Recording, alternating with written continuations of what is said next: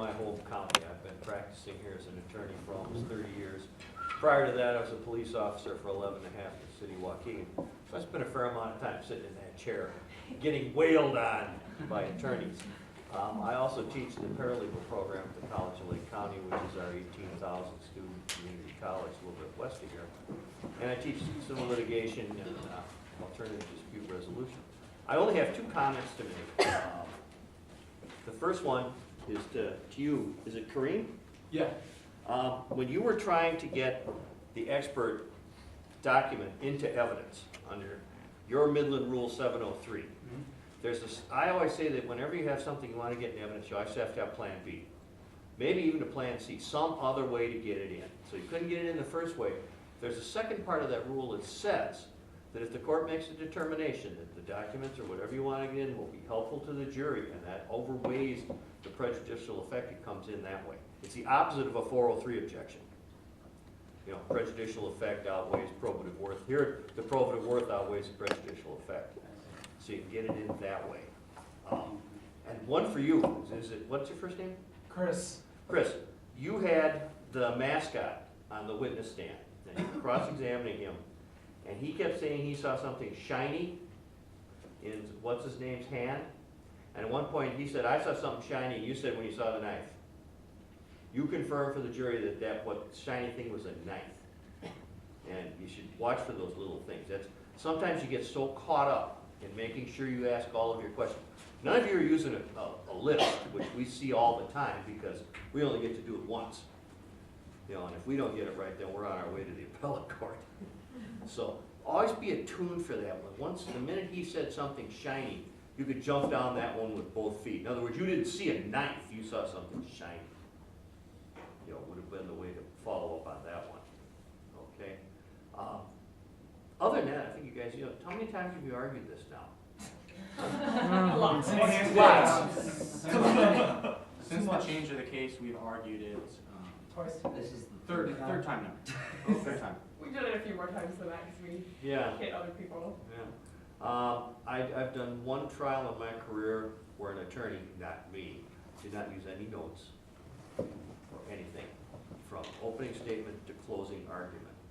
And that he was just that good, you know. I suppose if we could try a case 3 or 4 times, we could all do that.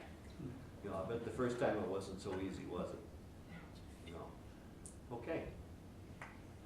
We're still waiting for our timekeeper. Go ahead. All right, well, my name is Ian Williams. I am a litigator. I practice in Chicago. I work for a commercial firm right now doing general commercial litigation and employment litigation.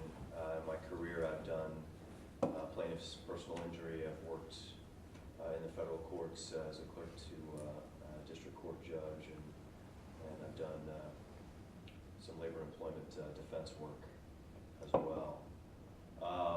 I also teach in the trial advocacy program at Northwestern. Used to be heavily involved with the trial team there, although not so much now. And do a lot of real work. say again. You have to do a lot of real work Yeah, now. yeah.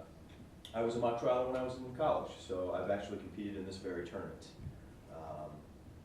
more than once. So I know, what you guys have been going through and how much work you've had to put into this, and believe me when I say it shows. And everybody did a really, really excellent job. I'm very impressed, and I've had the pleasure of judging quite a few of these over the last several years, and I feel like, particularly the last 3 or 4 years, it's like the bar has been raised somewhat.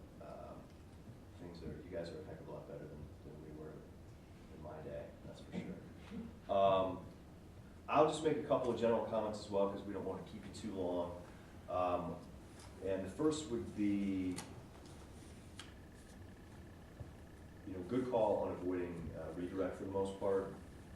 A lot of times these things turn into just a back and forth redirect, recross, just back and forth, and everybody's just trying to get the last word, and no purpose is really served. You guys were really judicious about that. I thought it was great.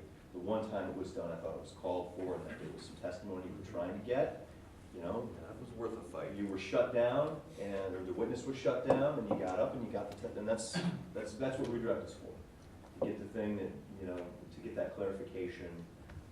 So good call, you all did great with that. I threw you a few curveballs in terms of the objections, and everybody handled it. I mean, even if your arguments weren't necessarily right where they needed to be, you were at least, nobody was fazed. And I was very impressed with the way you were able to stay composed under the pressure. And I was also very impressed with the objection arguments for the most part. I mean, you know, having not, you know, been to law school and taken evidence, I thought you guys handled it very, very well. A few of you needed to slow down quite a bit, attorneys and witnesses.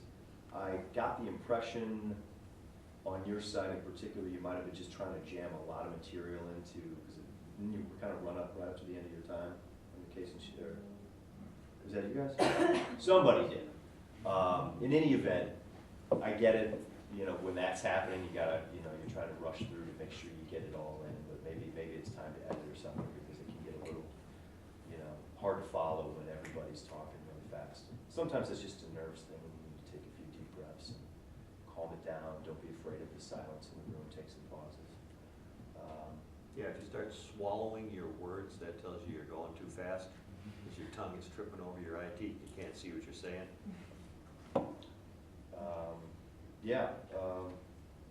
And I guess I'll just leave it at that. I mean, if you guys have some questions you want to ask, I'll be happy to answer them. But otherwise, I'm really impressed. Very well done, both sides. Thank you. What's more fun, lawyer or witness? Oh, attorney. That's a person. Sorry, yes, on both ends. We were remarking at some point during this